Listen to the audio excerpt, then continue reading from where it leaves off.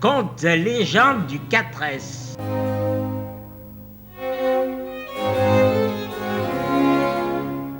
Contes du pays de l'Himalaya. Édition enchantée. Le mystérieux pays de l'Himalaya. Nul ne sait où il se trouve, mais on le dit grand, très grand, séparé du nord au sud par une ligne naturelle d'arbres touffus, étrangement serrés les uns aux autres. On raconte qu'à l'est, dans la comté, les vertes prairies, les sapins, les sous-bois et les montagnes sont baignées continuellement par le soleil. On dit ce pays terre d'eau, source de merveilles. À l'est se dresse dans un rideau obscur la forêt sombre où nul être n'ose pénétrer.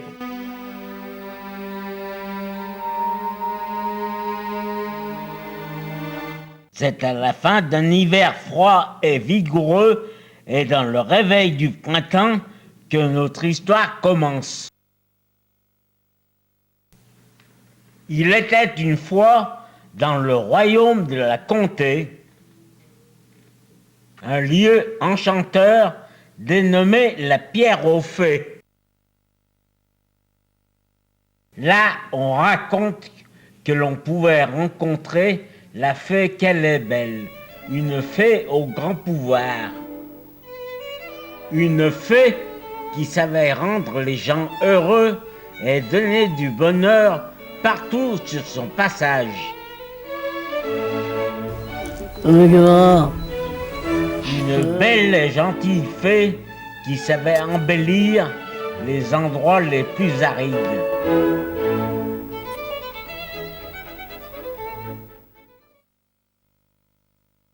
Le royaume était dirigé par le prince Kilebo. Le prince s'occupait de son peuple avec générosité. Il savait rendre justice.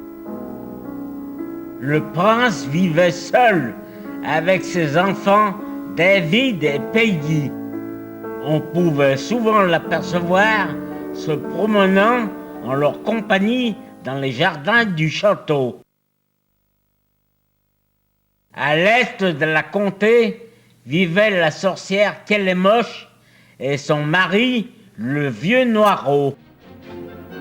Jadis, il régnait sur le nord de la comté, mais avide de pouvoir et plein de méchanceté, la fée Kélébelle les avait bannis. Loin du peuple, ils avaient trouvé refuge dans la forêt sombre et s'étaient installés dans une vieille demeure. La sorcière ne supportait plus de ramasser du bois pour chauffer leur vieille demeure. Mon mari au terre. Comme chérie. La chercher du bois. Va chercher du bois pour le feu.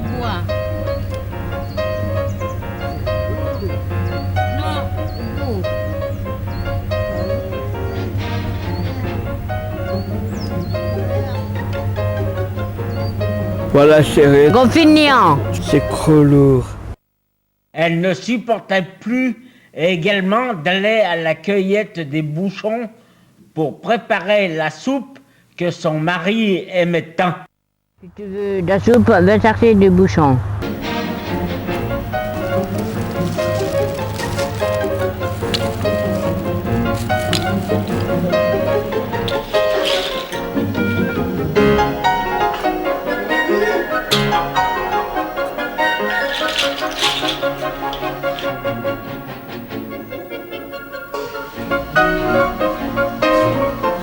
C'est pour toi, mon amour. Hein. C'est pas pour ça. Merci ma chérie. Pire encore, la vieille sorcière râleuse était jalouse du succès et de la réussite de la fée. Elle attendait avec impatience le moment de se venger. Y'en a marre fort de feuilles. Tu vas voir, Baboule. On aura la fête. Elle décida de faire surveiller la forêt sombre par ses fantômes et tendit un piège à la fée Kélébel pour la capturer.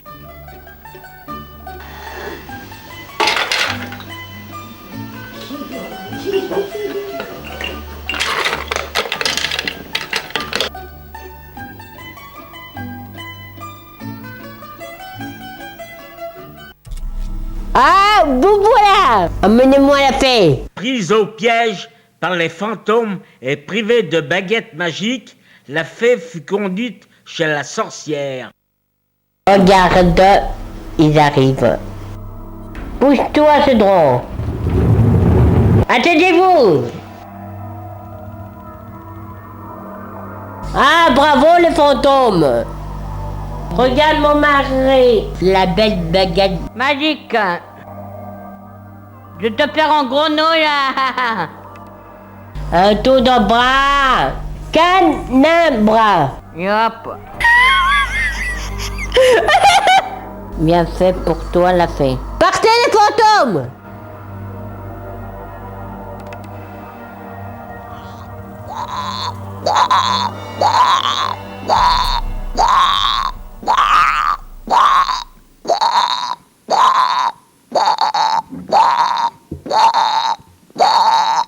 Au même moment, et à proximité de la forêt sombre, les deux enfants du prince jouaient.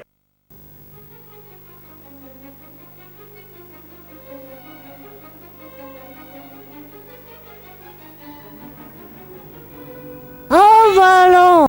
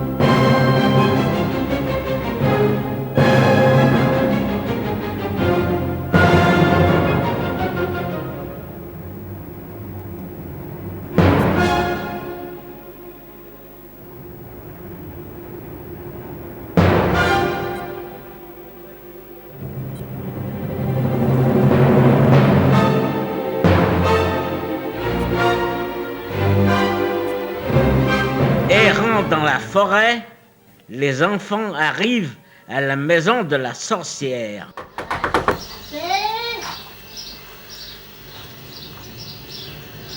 Bonjour les enfants.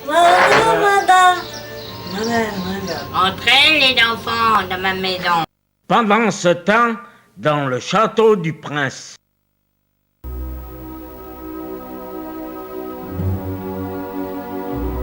Inquiet de l'absence prolongée de ses enfants, le prince cherchait dans les moindres recoins de son domaine.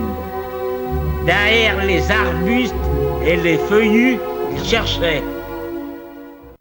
Dans la forêt sombre, les enfants prisonniers de la sorcière sont obligés de travailler. Tu veux quoi, mon mari? Ben, c'est pas ça. Viens ici les enfants. Faites sortir du bois les enfants. Ce n'est pas il y a des fantômes dans la forêt.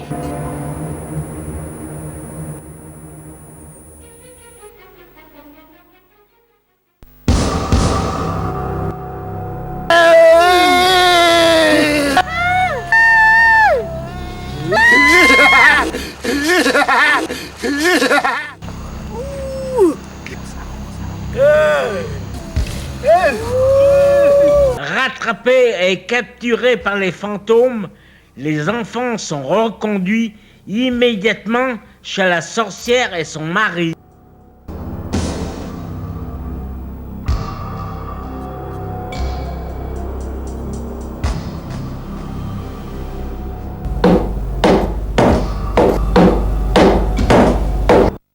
Ignorant ce qui se passe dans la forêt sombre, le prince poursuit ses recherches dans la comté. Les mois passèrent jusqu'à la tombée de la nuit. Dans un sentiment d'espoir, le prince scrutait son royaume. Pendant ce temps, chez la sorcière, Au boulot, les enfants! les saisons se succèdent et par tous les temps, les enfants obéissent aux ordres de la sorcière. Malgré le temps qui passe, gardant espoir, le prince qu'il est beau cherche inlassablement ses enfants. Il envoya des cavaliers dans tout le royaume, mais nulle trace des enfants. Dans les forêts alentours, il cherchait.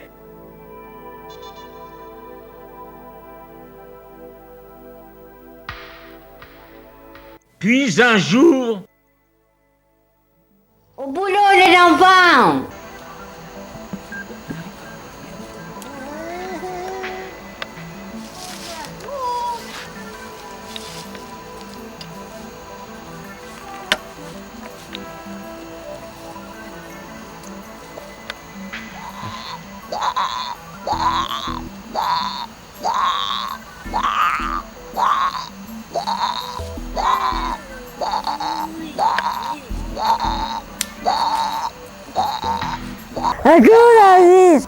Oui.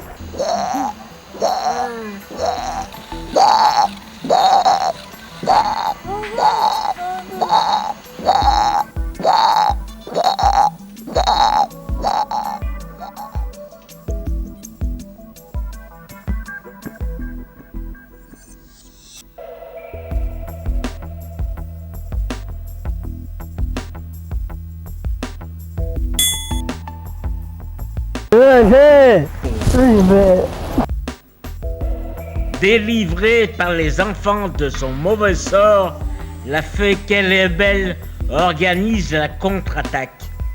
Elle envoie les enfants récupérer la baguette magique.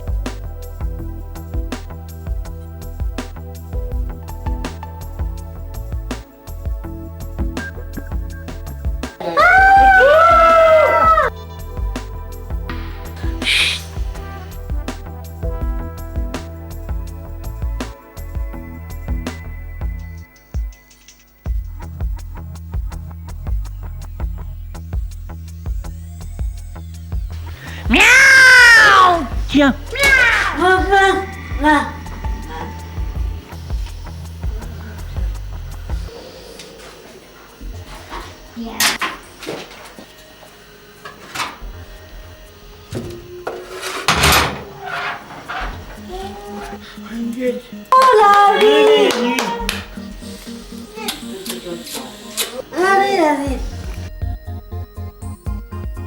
la baguette de nouveau en sa possession, la fée retrouve ses pouvoirs.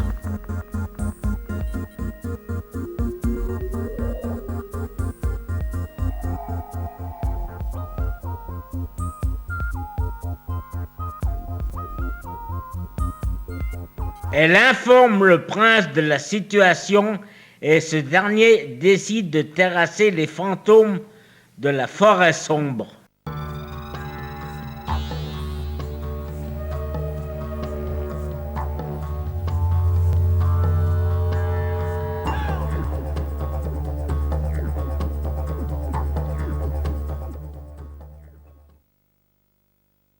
Pendant ce temps, chez la sorcière qu'elle est moche. Casse-toi de là! Miaou! Prends ça! Miaou! C'est quoi ce bazar? C'est Bodo les deux!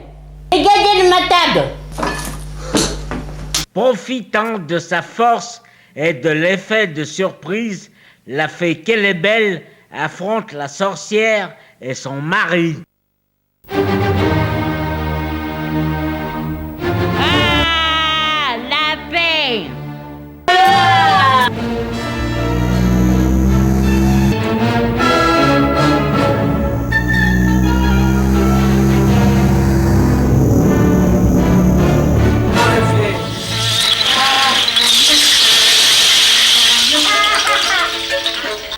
mon mari! Le voilà en bouchon.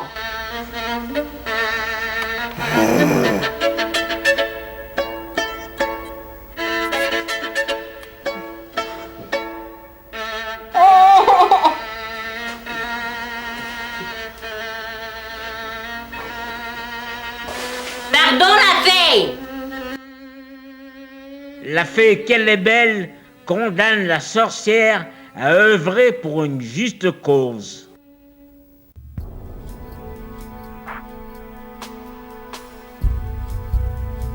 La sorcière doit ramasser les bouchons que son mari aime tant. Elle est obligée de les trier puis de les mettre en sac par couleur.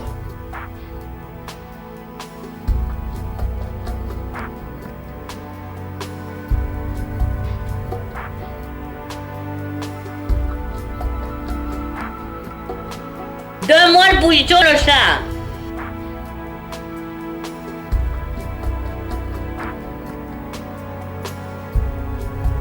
Trois sacs de la même couleur sont nécessaires pour réaliser d'un seul coup de baguette magique un fauteuil roulant.